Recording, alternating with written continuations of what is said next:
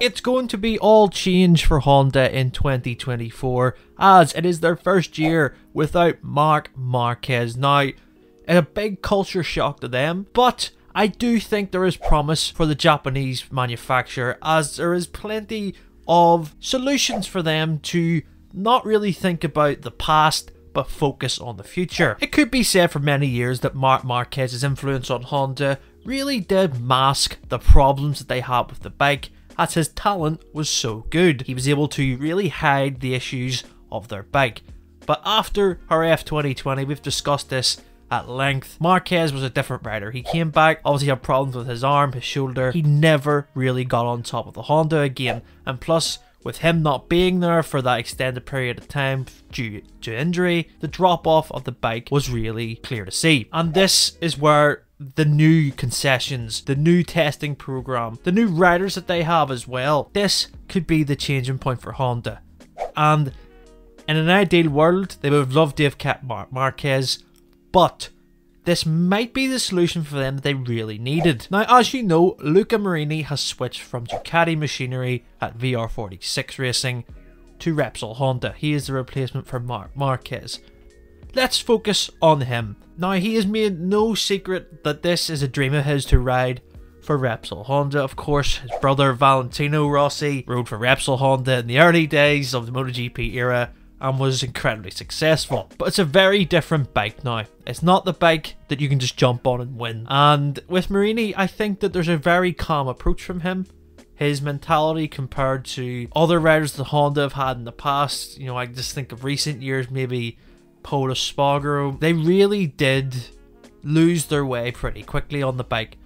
But I think with Marini, there is some sort of promising signs. I think that he and his teammate Joan Mir, who we'll get onto in a minute, they have this approach now that they've seen the bike that they were going to use for 2024 at the end of 2023. They tested it in Valencia and they were very positive about it. When you start off on the right note, it can change the approach and boost morale in the team, and I think that's what Honda need.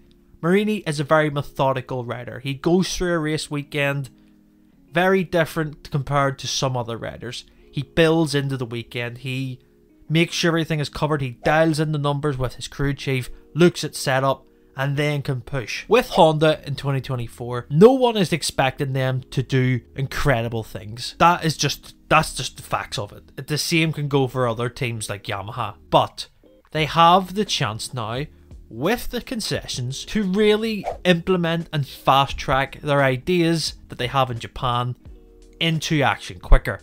It needs to be a better approach from these manufacturers, and I think it was evident from Honda's intent at the Valencia Test in 23. They brought so many engineers from Japan that there wasn't any hotel rooms left for them in Valencia. So yeah, that tells you everything you need to know. They are thinking, wow, we've lost our best rider in Marc Marquez. What are we going to do next? And the best way for Honda to react is to fight back. And this is it. I've seen a report online, I think it was from Motorsport in Spain.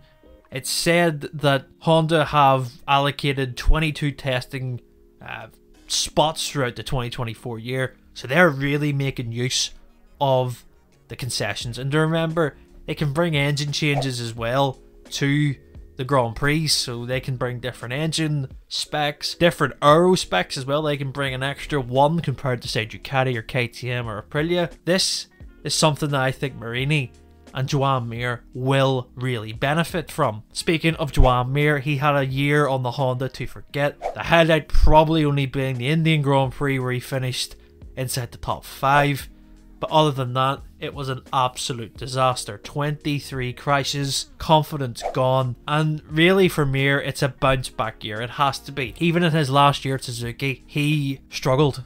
And I think going from the Honda onto a bike that was very difficult to ride, he knows that maybe, and just maybe, he said at the end of the Valencia Test, it's the first time he noticed progress and he actually enjoyed riding the Honda in that year that he's had on it.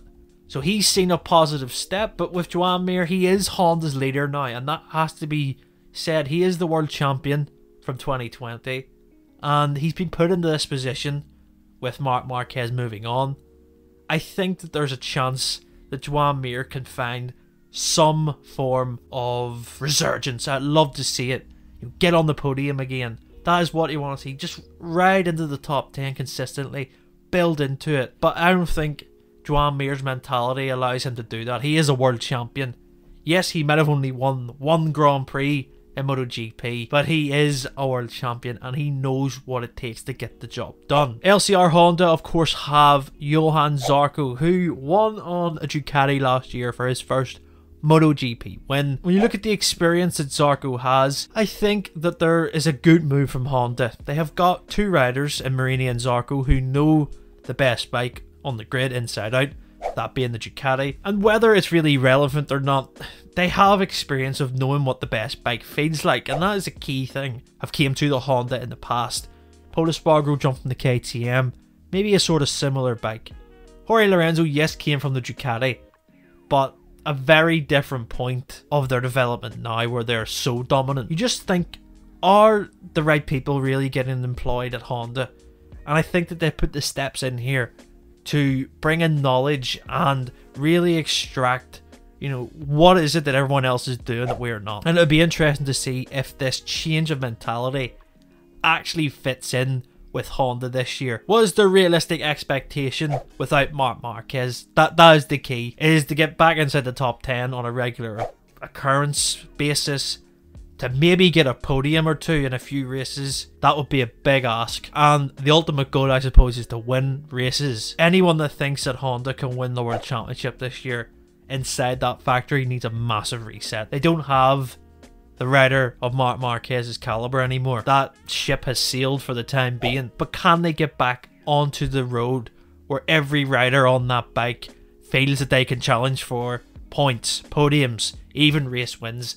They need to get everyone on the same page. And this year, like we've mentioned with the concessions, it should allow them to do that. Stefan Bradl is going to be a very busy rider testing, I can imagine. But remember, the riders in Repsol Honda can also test throughout the season as well. They're going to put in the hard miles. They're going to work and work at it. And let's see what they can do this year. I'm very excited to see this new chapter for Repsol Honda.